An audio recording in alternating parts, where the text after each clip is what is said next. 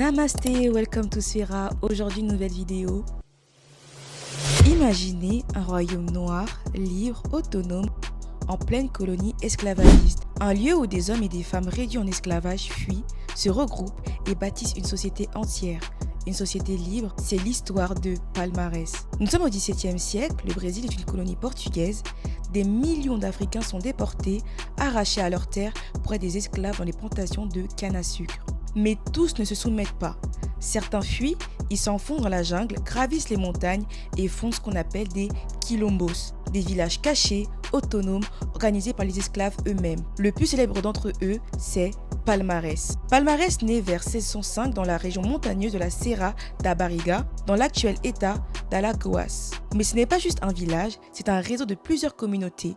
À son apogée, Palmares rassemble jusqu'à 20 000 personnes, anciens esclaves, noirs nés au Brésil, amérindiens, métis et parfois même des blancs en rupture avec le système. À Palmares, on y cultive, on y élève, on y forge des armes. C'est une société libre, organisée, autosuffisante. Mais comment parler de Palmares sans parler de Ganga Zumba, son premier dirigeant ?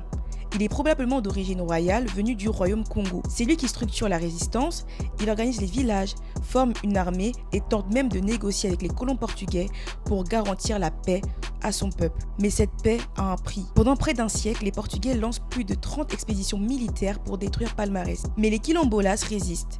Ils connaissent la forêt, utilisent des tactiques de guérilla, tentent des embuscades, récupèrent les armes ennemies.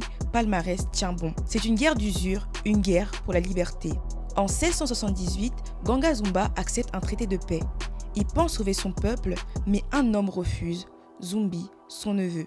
Pour lui, la liberté ne se négocie pas, elle se prend. Zumbi prend alors le pouvoir à Palmares, il relance la résistance, unifie les villages, renforce la défense.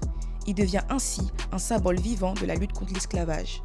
En 1694, les Portugais lancent une attaque massive avec des soldats aguerris et des renforts importants. Après des mois de combat, Palmares est détruit. Zumbi fuit, mais il est trahi, capturé, puis exécuté en 1695. Sa tête est exposée en place publique pour faire peur. Mais au lieu de la peur, c'est une légende qui naît. Aujourd'hui, le 20 novembre, jour de la mort de Zumbi, est devenu au Brésil le jour de la conscience noire, Dia da Consciência Negra. Un jour pour se souvenir, un jour pour honorer la résistance noire, un jour pour affirmer qu'on n'a jamais été des victimes passives. Palmares n'était pas un rêve, Palmares était bel et bien réel. Un royaume libre, bâti par des anciens esclaves, en plein cœur d'un système esclavagiste. C'est une des plus grandes preuves que la liberté, même face à l'oppression la plus violente, peut être imaginée et conquise.